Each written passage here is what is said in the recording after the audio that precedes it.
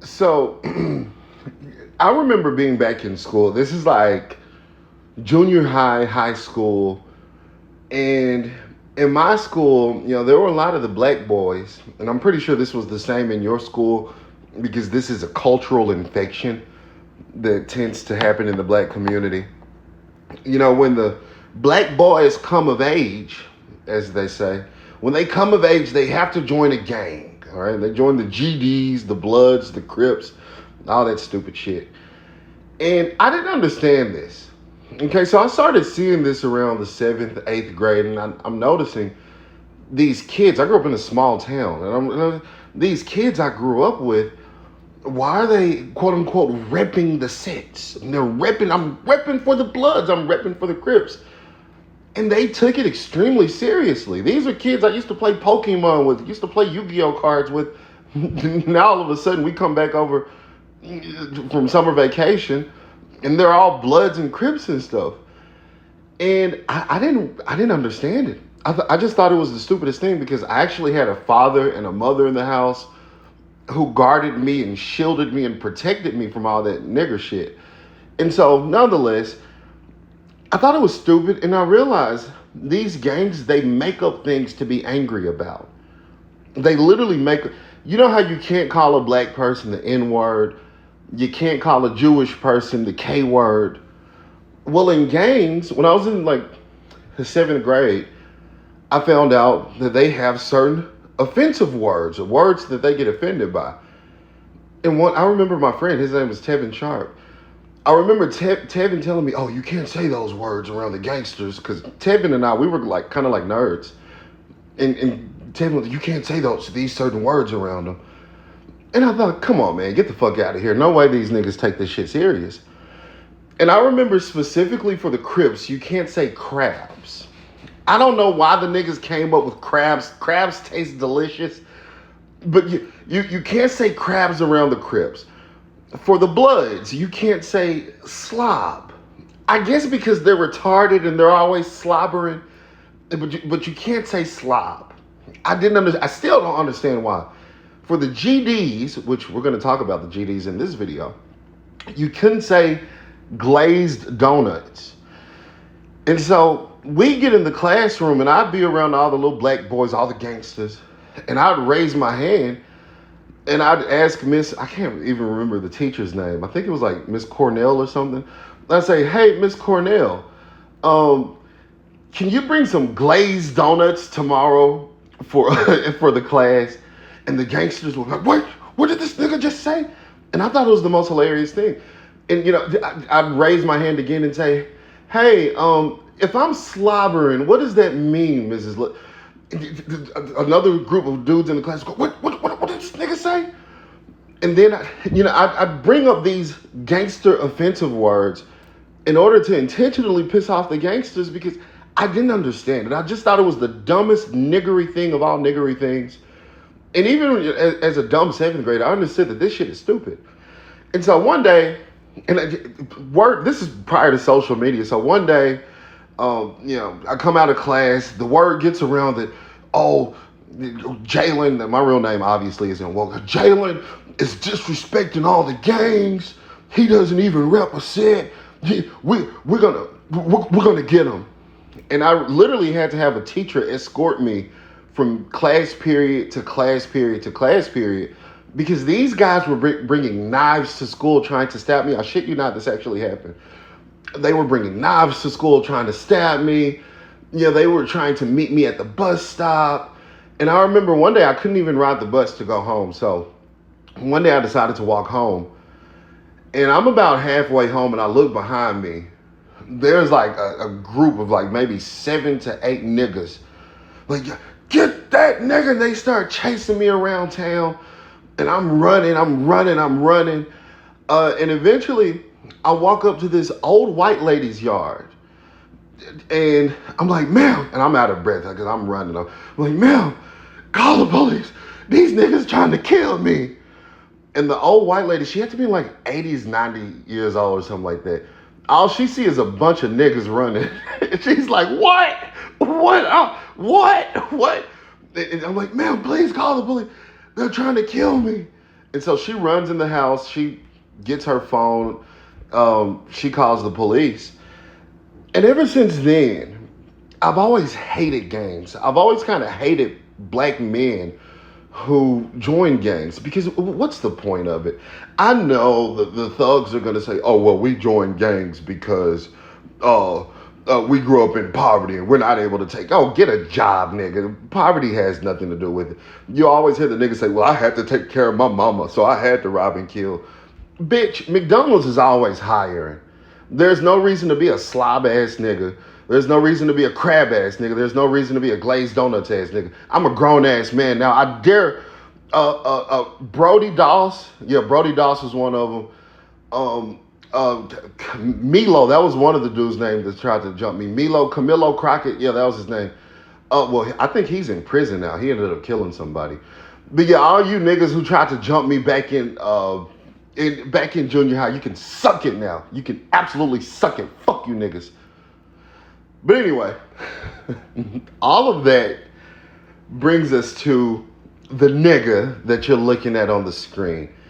This is a nigga by the name of Larry Hoover. And Larry Hoover, he's been in the news cycle off and on for a very long time now. A very long time. And something, I'm pretty sure you noticed this about black culture, but black culture is the worst culture in America. For one, because we value the sickest, most depraved individuals.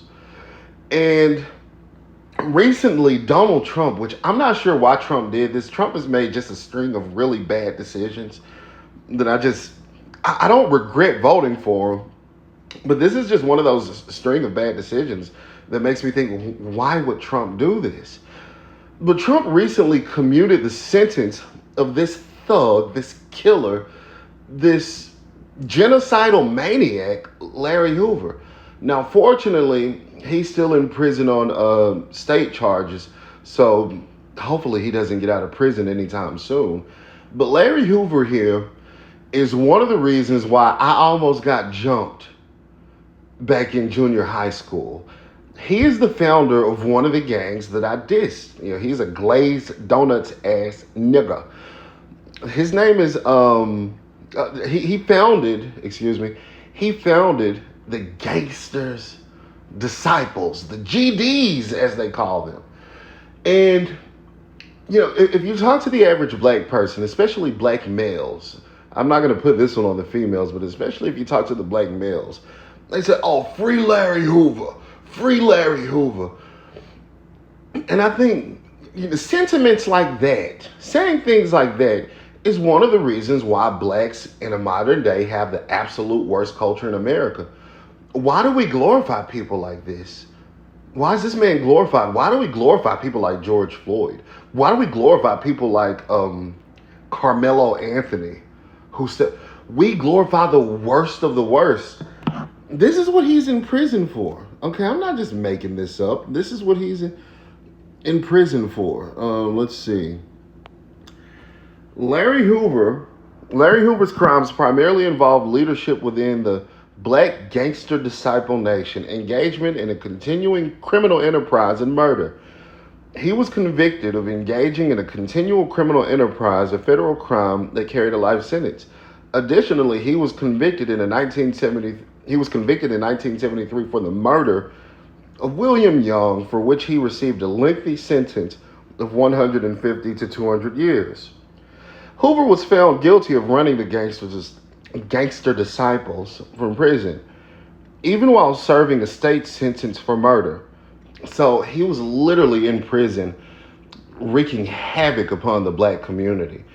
Larry Hoover was one of those, he's like a black Adolf Hitler that killed his own people. He literally started gangster culture that lives on to today in Chicago.